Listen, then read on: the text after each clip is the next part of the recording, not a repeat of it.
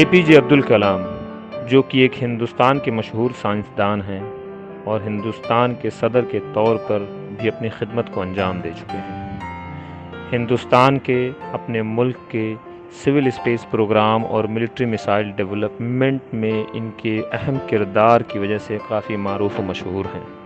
انہیں ہندوستان کا missile man of India بھی کہا جاتا ہے۔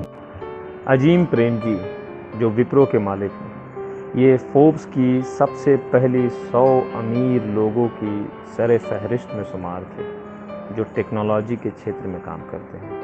اس فہرست میں امریکنز کا دبدبہ ہے اور بل گیٹس اس میں سب سے اوپر ہے۔ یوسف حمید ایک ارب پتی ہندوستانی سائنسدان اور تاجر اور سپلا فارماسیوٹیکلز کے صدر ہیں۔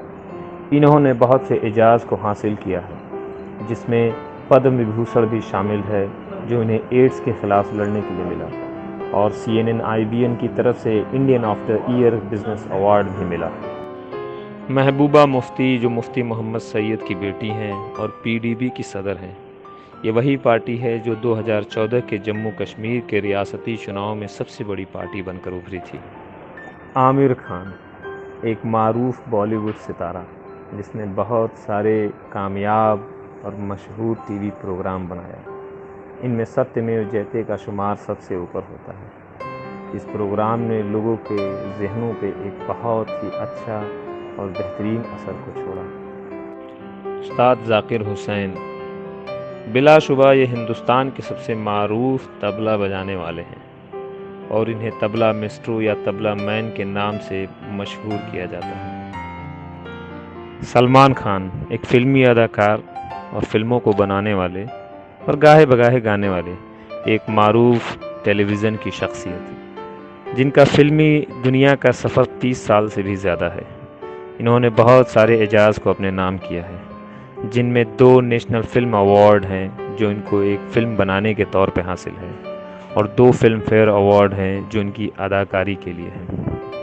بدر الدین اجمل، جو ہندوستانی پارلیمنٹ کے ایک حصہ ہیں، جو ڈھبری لوک سبھا سے آتے ہیں اور ہندوستان کے آسام صوبے میں پیدا ہوئے۔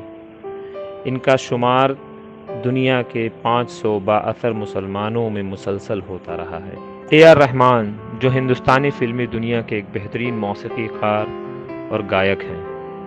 انہیں 2011 میں ٹائم میگزین نے بہترین اور شاندار موسیقی کار کے طرز پر سراہا تھا۔ یہ پہلے ایسے ہندوستانی ہیں جنہیں گولڈن گلوب اور 2 اکیڈمک ایوارڈوں سے نوازا گیا۔ جان سکیلو ایک امام، مدیر اور شریک بانی ہیں اسلامک سینٹر آف ایکواڈور کے۔